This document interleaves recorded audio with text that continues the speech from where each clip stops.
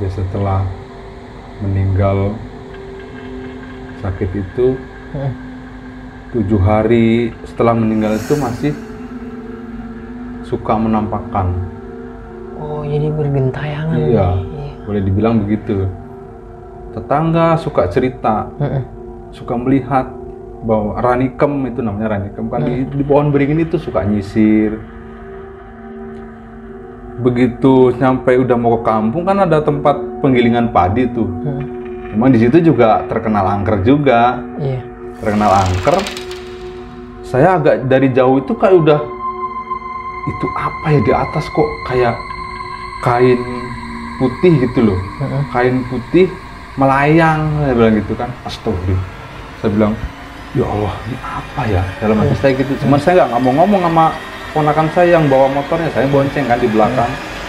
Ya.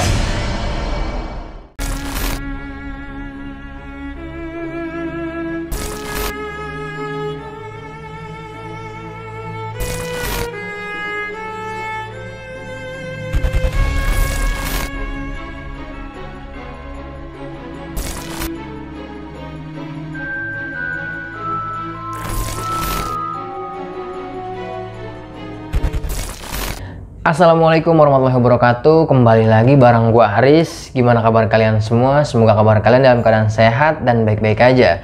Dan sebelumnya gue juga mau ngucapin terima kasih banyak nih buat kalian semua yang udah support Dimensi Mistik sampai saat ini, yang udah subscribe, like, komen, dan share setiap video-video terbaru dari Dimensi Mistik. Semoga kebaikan kalian semua dibalas berlipat ganda oleh Allah Subhanahu wa taala. Amin. Nah, di samping gue, kali ini gue udah bersama dengan seorang narasumber. Narasumber gue ini akan menceritakan pengalaman mistisnya yang dialami langsung keluarganya nih. Jadi adik mbahnya ini meninggal dan bikin geger kampung sekitarnya di daerah Cilacap. Dan nanti biar lebih lengkapnya lagi, biar narasumber gue aja nih yang menceritakan. Ya udah, langsung aja kita sapa narasumbernya. Halo, assalamualaikum. Malam nih. Malam. Pak Anto. Pak Anto. Pak Anto, kabar sehat Pak Anto? Alhamdulillah sehat. Alhamdulillah sehat. Makasih banyak Pak Anto udah berkenan berbagi pengalaman horornya di Dimensi Mistik. Tadi kita sempat ngobrol sebentar nih Pak di luar. Aduh, saya baru dengernya aja nih di depan. Udah serem banget nih. Pengalaman horor di kampungnya Cilacap Pak. Dan kebetulan keluarganya sendiri ya Pak? Iya. Keluarga Pak Anto sendiri ya? Kalau boleh diceritain sedikit, kejadiannya seperti apa nih Pak? Gini Mas Haris, sebenarnya sih kejadiannya sama keluarga saya sendiri. Itu kepada almarhumah adik dari mbah saya. Ceritanya dia tuh sebelum meninggal sempet hilang dulu. Nah, sempet hilang beberapa hari. Ada yang lihat sosok adik mbah saya itu di namanya Pasiranggon. Itu ada pohon beringin, itu memang tempatnya terkenal angker. Di situ. Terus sebelum ditemukan itu dia sebenarnya udah menampakkan dulu di pohon beringin itu lagi menyisir karena kesehariannya sering menyisir di depan rumah ya. Sering menyisir di depan rumah, nyisir rambutnya kan rambutnya panjang. Tapi ternyata itu bukan, itu nggak tahu itu kuntilanak atau apa sih. Yang pasti itu bukan dari adiknya mbah saya yang hilang itu. Tapi udah beberapa hari kemudian akhirnya ketemu di pasar. Adiknya mbah saya itu dibawa pulang, akhirnya dibawa pulang. Setelah dibawa pulang sakit kan, memang kondisinya sakit. Setelah sakit beberapa hari meninggal. Adiknya mbah saya itu meninggal. Cuman pas meninggalnya itu ya boleh dibilang menggegerkan sekampung itu ya. Karena sering menampakkan diri atau menampakkan wujudnya itu di dekat pohon beringin yang di Pasiranggon itu Mas Haris. Serem banget nih Pak ya. Iya. Tapi boleh ditahan dulu aja nih Pak. Jangan dilanjutin Pak, biar pada penasaran. Nah, jadi nanti buat kalian semua nih yang penasaran nonton ceritanya Pak Pak Anto ini, kalau menurut gue emang serem banget. Jadi kalian wajib banget nonton ceritanya Pak Anto ini dari awal sampai akhir, jangan ada yang di skip. Dan sebelum gue lanjut juga ke ceritanya Pak Anto, gue mau nginfoin buat kalian kalau kalian punya pengalaman horor, kisah nyata yang epic-epic seperti yang dialami sama Pak Anto ini, mau jadi narasumber langsung di Dimensi Mistik, kalian bisa langsung aja DM ke Instagram Dimensi Mistik atau bisa melalui email. Bisa juga nih langsung DM ke Instagram gue, nanti linknya bakal gue cantumin di kolom deskripsi. Terus dukung channel Dimensi Mistik dengan cara subscribe, like, komen, dan share. Dan jangan lupa juga diaktifkan tombol loncengnya agar kalian semua selalu dapat notifikasi setiap Dimensi Mistik upload video terbaru. Yaudah, gue rasa cukup, nggak usah perlu berbanyak berbahasa-basi lagi nih. Langsung aja kita petik ceritanya. Pak Anto, bisa langsung dimulai aja nih Pak, pengalaman mistisnya. Iya begini Mas Haris. Waktu zaman saya masih di kampung dulu di Cilacap, kejadiannya sih sama keluarga saya sendiri ya. Waktu itu adik mbah saya, sebenarnya sih sebelum meninggal ya dia suka sering ke pasar, ke kesehariannya ya. Ya sering kalau di rumah di kampung itu kan suka ibu-ibu banyak rambutnya panjang, apa kan suka nyisir-nyisir kan gitu kan. Iya, gitu. Iya. Pas sebenarnya sebelum meninggal itu sempat hilang itu. Adik mbak saya tuh sempat hilang. Dicari sama seorang sekampung. Begitu dicari sama seorang sekampung, ada yang lihat sosok adiknya mbah saya itu di tempat yang ya kalau menurut orang kampung saya tuh di situ angker lah ya, ada pohon beringinnya yang luar biasa gedenya. Dibeginiin sama orang 3 atau 4 aja nggak kepeluk iya. Pohon beringinnya gede, besar banget. Nah pas itu ada orang yang naik motor itu sekilas dia ngeliat adiknya mbah saya itu di situ lagi duduk, lagi nyisir. Iya. Pas lagi dicari itu. Pas lagi dicari, berarti belum meninggal nih? Belum, sebelum meninggal ya. Iya. Sebelum meninggal. Sempat hilang dulu. Sempat hilang dulu, iya benar. Lagi dicari. Nah di situ ada tetangga itu ngelihat, dipanggil kan, namanya Ranikem kan ya. Ranikem kayak gitu kan. Gak mau nengok-nengok gitu. Saya sampai merinding nih. Gak nengok-nengok, lagi nyisir rambutnya gitu kan. Rambutnya kan panjang ya. Iya. Gak nengok-nengok, dipanggil-panggil. Tetangga saya itu sampai mau nyamperin. Iya. Ternyata begitu nyamperin hilang, terbang lah gitu. Langsung terbang. Terbang ke pohon beringin itu. Iya, merinding ya. Nah setelah itu tetangga saya tuh pergi lagi nyari ke daerah yang biasa dia nongkrong katanya kan. Sebelum ke pasar kan biasanya di daerah Pesanggerahan namanya itu kan. Dia suka di situ nongkrong sebelum naik ojek atau naik bis itu kan biasa di situ ngumpul sama ibu-ibu yang lain. Nah di situ ternyata di situ ada di pasar pasar sebelum naik bis itu, di situ ternyata ketemu di situ. Iya. Nah setelah hilang beberapa hari, ketika ditemukan, dibawa pulang. Beberapa hari kemudian kan emang sakit nih, udah kondisinya sakit sebenarnya sih. Akhirnya meninggal. Ya kalau meninggalnya sih biasa aja, sakit meninggal gitu kan. Tapi ya sering menampakkan diri, suka di dekat pohon beringin itu di puncak. Setelah wafatnya? Iya setelah wafatnya. Mungkin ya dari bawaan itu kali juga sih ya. Dari pohon beringin itu mungkin ada yang gangguin atau apa. Apa sosok dari situ ya tahu kali, karena sering juga nongkrong di situ kan waktu masih hidupnya. Semasa hidupnya tuh sering nongkrong di situ. Jajan dawet, jajan apa kan, emang di situ tempat persinggahan ke tukang ojek, ke tukang apa, di situ emang itu tempat tuh kalau adem malam ya. Adem. Puncaknya gunung, dari sana ke gunung, ke situ, dari sini ke gunung ya.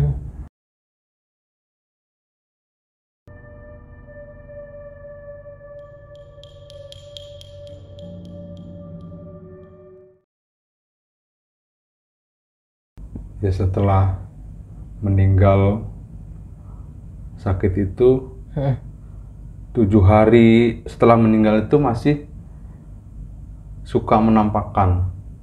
Oh, jadi bergentayangan. Iya, boleh dibilang begitu. Tetangga suka cerita, suka melihat bahwa ranikem itu namanya ranikem kan di pohon beringin itu suka nyisir. Kadang ada yang jualan dawet ataupun jualan es kan di situ sering. Buat pangkalan lah tukang-tukang ojek di situ. Pohon beringin itu memang tempat angker banget di situ. Terkenal angker. Terkenal angker. Bau-bauan itu selalu berubah-berubah di situ. Sering bau wangi-wangian, tambah bawang putih, tambah itu selalu ada wangi-wangian yang berbeda-beda. Semua pada tetangga-tetangga sering, apalagi kalau pulang malam, sering ngelihat sosok adiknya mbah saya itu di situ. Ditampakin jelas-jelas. Iya.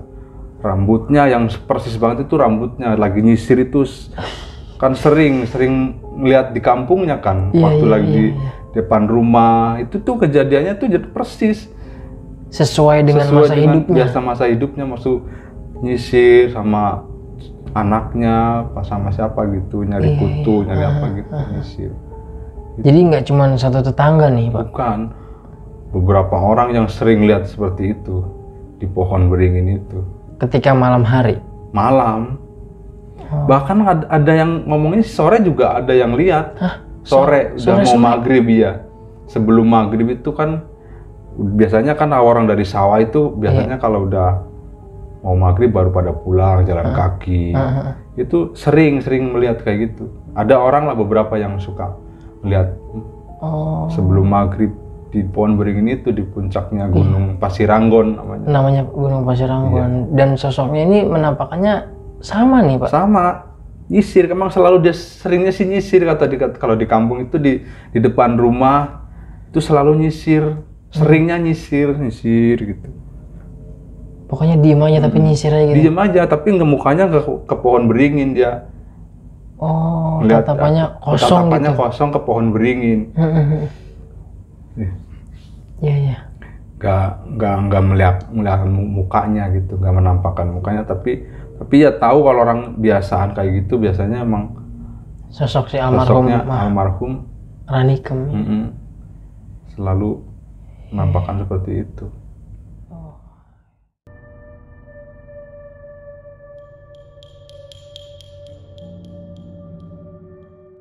Ini ada cerita lagi nih Mas Haris. Ya. Waktu saya di kampung biasa Lebaran itu kan selalu ada kompetisi bola nih. Kompetisi bola setiap per RT. Nah kebetulan RT saya ini masuk final nih. Masuk final besoknya. Tanding nih masuk final. Nah ceritanya teman-teman kita ini kan biar kita menang besok nih gitu kan. Begitu kompak lah kita ibaratnya kita cari orang pinter nih biar besok menang katanya gitu kan lumayan nih dapat hadiahnya kambing. Besar gitu. Wih. Kambing waktu itu kan. Begitu udah kesepakatan akhirnya saya jalan tuh sama adik ponakan saya tuh, adik sepupu saya. Jalan ke desa orang, jauh loh. Yang lewatin kuburan, lewatin apa, tempat-tempat serem. Nah, terus begitu pulangnya saya ada rada takut juga soalnya udah malam nih, udah jam 11-an ya, setengah 12 itu. Kita berani nggak nih, saya bilang gitu sama adik saya nih. Apa kita nginep aja di sini ya gitu kan? Kan bener-bener ngelewatin ada namanya Pengkolan Ciledug itu ke tempatnya serem di situ. Wah, terkenalnya serem nih. Ciledug itu pasti nanti kalau ada yang gangguin motornya mati ataupun lampunya mati gitu. Jadi gelap langsung kan, namanya juga di kanan kiri hutan jati. Atau di kuburan Cidadap tuh namanya. Kuburan itu sama juga itu. Di situ malah kadang ada, saya langsung berdiri. Iya. Suka ada yang suka berdiri gangguin tuh memang. Ngeliatin doang padahal nggak ngapa-ngapain, cuman ngeliatin kan kita terganggu tetap ya. Iyalah, tetap shock Pak. Tetap terganggu. Ada yang lewat, tuh ada orang berdiri di situ. Iya. Di kuburan Cidadap itu. Cuman saya sama adik saya tuh udah ngeliatin aja. Kita kan besok mau capek, mau main bola. biar kita menang, kita istirahat. Kalau kita duduk di sini ntar nggak bisa istirahat, saya bilang gitu. Akhirnya saya nekat pulang kan. Saya nekat pulang. Ya alhamdulillah sih rintangan yang Ciledug itu saya bilang pertama itu terlewati. Iya, iya. Nah begitu itu turunan lewat ke kuburan Cidadap nih. Kuburan Cidadap, alhamdulillah nggak ada sosok yang berdiri. Nggak ada sosok yang berdiri. Lewat lagi, alhamdulillah kan.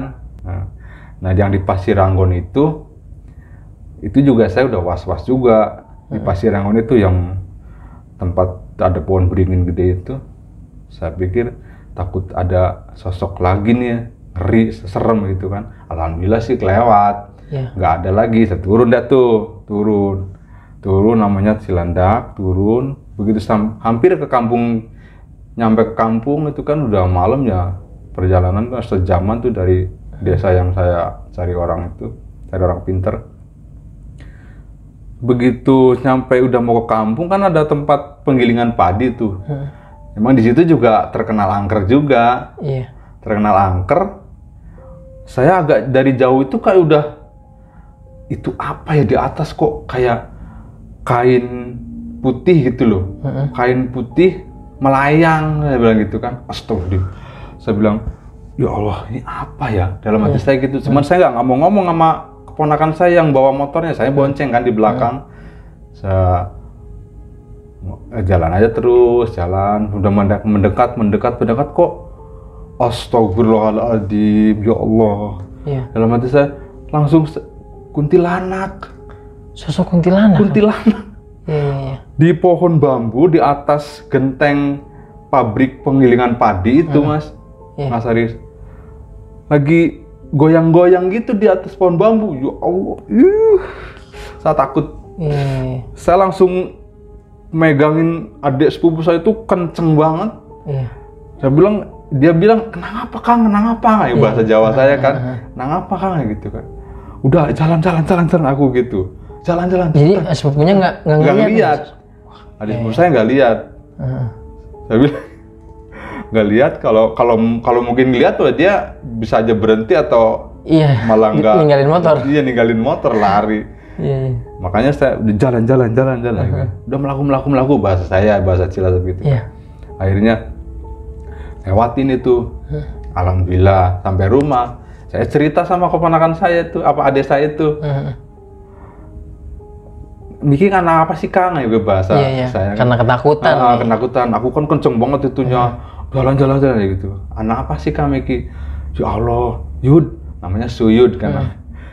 Mungkin di atas pabrik penggilingan padi itu ada kuntilanak gantung di pohon bambu. Saya bilang itu di ujung pohon bambu. Masa sih? Iya, makanya aku suruh kamu cepetan ngegasin motornya aku gitu. Udah jam 12 lewat tuh, Mas. Jam 12 lewat, emang di situ emang selalu ada temen, orang jarang diliatin, jarang. Pasti cuman ada, memang tempatnya bambunya rindang, ngituin rumah tempat penggilingan padi itu. Sama sekali nggak ada yang berlalu lalang tuh udah jam 12 Nggak ada. Habis maghrib aja orang kadang-kadang nggak berani sebenarnya, kalau nggak pakai motor jalan kaki nggak ada yang berani lewat situ. Oh, udah terkenal angker nih. Angker di pabrik itu. Oh iya.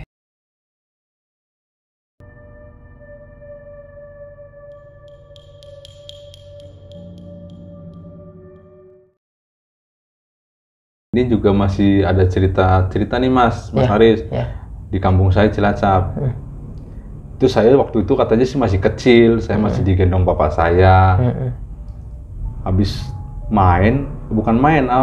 habis ke rumah bapak saya kan desanya lain tuh, ya lewatin hutan pinus, hutan jati kanan kiri, itu lewat naik turun ke Gunung Pasiranggon itu. Nah setelah bapak saya pulang jam 9 malam, masih sore tuh jam 9 malam, itu ada sosok, kalau di bahasa saya tuh gogor, namanya gogor nyongok gitu ngomongnya, bahasa Cilacap, bahasa Jawa itu. Itu berbentuknya tuh kelapa cuman udah bolong dimakan bajing. Iya. Itu tuh gelundung-gelundung terus ngikutin bapak saya tuh mas. Ngikutin bapak saya. Jadi julukannya di sana apa tadi? Gogor nyongok. Gogor nyongok. Iya kalau bahasa sana. Iya. Hantu gitu ya? Hantu. Tapi berbentuk kelapa. Berbentuk kelapa. Itu tuh dia gelundung-gelundung sendiri tuh mas. Ngejar-ngejar bapak saya. Saya bilang mau ngapain, karena bapak saya kan nggak takut. Bapak saya tuh nggak takut. Iya. Nggak ada takut-takutnya sih kalau yang mau begitu-gitu. Cuman itu ngikutin terus. Gelundung-gelundung ntar ditegur, boleh ditegur sama bapak saya. Kamu ngapain sih ngikut-ngikut? Kayak gitu. Bahasa Jawa. Iya. Apa kowe malu-malu aku? Iya. Kalau memang mau ganggu apa, aku ngapain? Nah gitu. Iya. Udah nggak usah ikut, gitu. Ntar bapak aku jalan lagi, dia ikut lagi, dudung lagi tuh mas. Tetap diikutin. Ikutin terus dari atas itu, dari Pasir Anggon itu, turun terus sampai udah berapa kali ditegur bolak-balik kayak gitu, tetap aja ngikutin terus itu mas, gogornya. Sampai ke arah yang namanya Cilandak itu, tempat penampungan air buat ke kampung-kampung menyalurkan itu air itu. Nah di situ baru. Itu udah dari berapa kali itu tuh mas. Jadi selama di perjalanan diikutin terus? Iya diikutin terus dia sosok. Yang berbentuk kelapa itu? Iya. Berbentuk kelapa. Dan semua warga sekitar kampung itu udah pasti tahu nih sosok ini? Tahu. Cuman emang orang-orang tertentu yang suka dikasih lihat. Nggak ada yang... Kalau yang biasanya penakut malah suka nggak dilihat. Tapi orang yang nggak takut malah suka diliatin. Lah? Iya tuh anehnya begitu. Iya. Saya baru denger nih. Yang nggak takut malah ditunjukin sama sosok itu, Gogor Nyongok. Kalau di bahasa Cilacap sana tuh ngomongnya Gogor Nyongok. Dia gelinding deket kaki, gelundung gitu. Sepanjang jalan. Iya, turun lagi. Sebenarnya kalau kan berbentuk kelapa ya. Iya. Kalau memang mau gelundung itu harusnya. Iya, tapi itu ini ngikutin. Dia berhenti. Kalau kita berhenti nanyain, berhenti. Wah, aneh. Iya. Namanya Gogor Nyongok. Sampai sekarang mungkin masih ada nih. Ya mungkin karena Cilacap ya. Cilacap. Iya. Karena orang jarang, mungkin malam-malam nggak pernah berkeliaran lagi sekarang kali, jadi ya nggak terlalu ditunjukkan banget kali ya. Jadi pada zaman itu sering nih warga sekitar nemuin yang namanya sosok Gogor Nyongok itu. Iya. Dan hanya berbentuk kelapa. Berbentuk kelapa. Enggak berbentuk kayak seperti pocong, kuntilanak, atau gundurwo, enggak? Enggak. Itunya katanya sih, kata bapak saya sih, itunya di dalam. Setannya tuh di dalam kelapa itu katanya. Kalau bapak saya ngomong. Karena saya waktu itu masih kecil ya, saya nggak terlalu ngituin, nggak paham lah masa gitu. Tapi setelah Pak Anto ini beranjak dewasa, ngalamin nggak selama di Cilacap itu hantu yang aneh ini, Gogor Nyongok ini? Kalau saya nggak pernah nemuin nih. Nggak pernah. Kalau saya kan selalu jalan kaki ya nggak pernah. Kalau bapak saya kan jalan kaki, naik motor nggak bisa. Zaman dulu nggak ada motor, buru-buru motor. Zaman waktu masih saya kecil. Kalau zaman sekarang kan udah itu. Semuanya pakai kendaraan. Kalau jalan kaki ke situ kayaknya udah nggak ada yang berani. Sekarang juga nggak ada yang berani. Tempatnya serem. Serem banget. Tempatnya serem.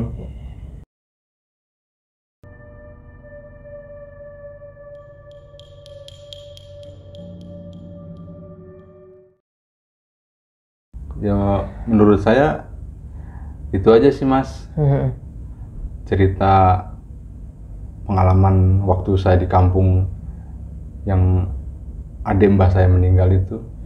Itu menurut saya paling serem. Paling serem ya? Iya. Udah berapa hari pun penampakan itu masih ada terus. Yang seringnya sih yang nyisir, ada yang jual dawet, ada yang manggil-manggil kadang. Gitu. Dia nyerupainnya kayak gitu tuh. Iya. Di pohon beringin itu. Iya. Jadi semua tetangga Pak Anto ini di kampung lihatnya di pohon beringin itu. Iya, seringnya di pohon beringin itu. Karena emang di situ sering tempat persinggahan ya. Mungkin selama hidupnya adiknya mbah saya itu ya sering nongkrong di situ, makanya seringnya sih yang nyisir lah pokoknya. Gila, Mungkin gokil, serem banget ya. itu aja mas yang pengalaman mistis Di kampung ya. di kampung saya. Iya, horor banget. Ya, Pak Anto, saya juga menurut saya sepaham nih dengan Pak Anto tadi. Dari sekian cerita pengalaman mistis di kampungnya Pak Anto, yang paling serem itu tuh yang almarhum Ranikem ya. Iya. Adik dari mbahnya Pak Anto. Ya, saya juga sependapat nih, maksudnya ikutlah, maksudnya merasakan keseremannya nih. Sampai-sampai tetangga ngalamin selama baru beberapa hari, 7 hari meninggal ya Pak. 7 hari. Tapi ditampakin nih, Iya. tetangga-tetangga itu di pohon beringin itu. Pohon beringin. Apa nama pohon beringinnya tadi Pak? Saya lupa. Pasir Anggon. Pasir Anggon. Itu pohon beringinnya masih berdiri sampai saat ini Pak? Masih, sampai sekarang masih. Oh, dan masih banyak yang berteduh atau nyantai-nyantai? Masih. Iya. Tapi kalau orang siang sih nggak ada yang takut sih. Ya ada tapi nggak terlalu. Kalau menjelang sore itu udah. Hawanya udah beda nih Hawanya udah beda. Iya. Dikenal angker nih sama Angker. warga-warga Cilacap sana. Iya. Pasir Anggon. Pasir Anggon. Jadi buat kalian-kalian yang lagi nonton video ini, kalau mau atau ada yang asli sama dengan Pak Anto ini, asli Jawa Tengah, Cilacap ya Pak? Ya. Atau mau lihat langsung ke sana, masih ada nih pohon beringinnya ya Pak? Masih. Dikenalnya angker nih, besar banget tak? Besar banget. Beginian 4 orang aja nggak Kepeluk, nggak kepegang. Saking gedenya. Dan rata-rata penampakan dari almarhumah ini Pak, maksudnya dia melihat dalam keadaan menyisir. Seringnya menyisir. Iya. Cuman katanya ada yang lihat juga suka nawarin dawet. Nawarin es dawet? Iya, sedikit itu kan es dawet. Dulu terkenalnya es dawet sebenarnya. Ya orang Besinggahan, tukang ojek itu kan ada yang nongkrong lah, tempat nongkrong gitu.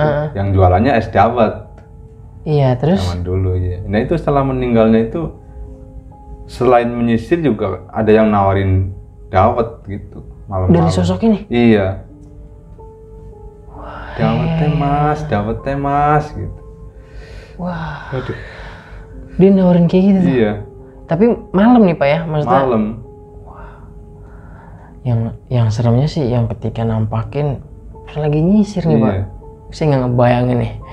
Kalau saya ngeliat, aduh mungkin saya udah pingsan nih Pak Anto. Lagi melihat gerakan nyisirnya, wih itu udah nggak bisa dibayangin sih. Dan semua rata-rata sama tuh ya ngelihatnya dalam keadaan menyisir. Dalam menyisir, karena kebiasaan di kampungnya itu di depan rumah seringnya itu kan nyisir terus gitu. Nyari kutu. Iya. Dan setelah 7 hari ya, baru banyak warga yang melihat penampakan dari sosok almarhum ini. Iya. Gila ya horor. Tuh sama satu lagi yang ketika kompetisi bola nih, Pak Anto lagi ya iseng-iseng lah nyari buat biar besok menang lah gitu ya. Iya. Karena udah masuk final itu, Pak Anto ngeliat sosok kuntilanak yang lagi bergelantungan nih di genteng. Bergelantungan. Iya. Di pohon bambu di atas genteng pabrik penggilingan padi. Jadi gentengnya itu dirambati dengan pohon bambu. Iya, hampir nyampe ke situ. Kan udah tinggal dikit lagi gitu kan. Iya. Seperti mengayun-ngayun aja di situ. Jadi tuh merinding saya. Anginnya kan kayak sepoi-sepoi gitu kan. Iya. Itu bajunya tuh kayak terbang gitu kan. Iya, uran-urayan gitu ya. Iya. Iya. Bapak ngeliat sosoknya langsung nggak? Saya mukanya? Kalau mukanya kurang begitu jelas ya, tapi saya tahu pasti itu kuntilanak aja lah. Karena dari gesturnya udah terlihat lah ya. Iya. Putih. Itu nunduk aja atau gimana Pak? Apa dia ngeliatin Pak Anto nih lagi di motor itu? Sepertinya sih ngeliatin mungkin ya. Mungkin pastilah saya lewat ngeliatin mungkin. Cuman saya kan nggak terlalu lama ngeliatinnya dia. Cuman karena dari jauh itu kan udah kelihatan sebenarnya kan gede ya. Manusia di atas genteng kayak gitu kan. Iya. Gede kelihatan. Deket kok. Astagfirullahaladzim. Langsung masuk kuntilanak. Iya. Sampai Pak Anto melintas tuh ya? Iya, sampai melintas di sampingnya lah juga. Iya, Kan. dia masih ada tuh Masih ada, setelah merem saya meluk sepupu ya. sepupu saya langsung. Tapi yang anehnya sepupunya Pak Anto nggak ngeliat. Nggak ngeliat. Iya. Dia nggak ngeliat. Cuman Pak Anto aja yang ditunjukin ya. Setelah sampai rumah, aku cerita kayak gitu, dia gak berani pulang. Akhirnya nginep nih. Nginep di tempat di rumah saya karena pulangnya juga melintas di situ, hampir masjid, cuman deket. Iya. Ada jalan sebelah sininya. Iya, aduh. Iya. Ngelewatin situ, hampir deket.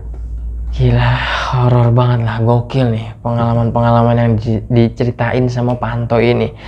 Sekali lagi makasih banyak Pak Anto. Ya, sama-sama. Sehat selalu buat Pak Anto dan keluarga, semoga berkah selalu lah. Amin. Sekali lagi makasih banyak udah mau berbagi nih pengalaman horornya di Dimensi Mistik.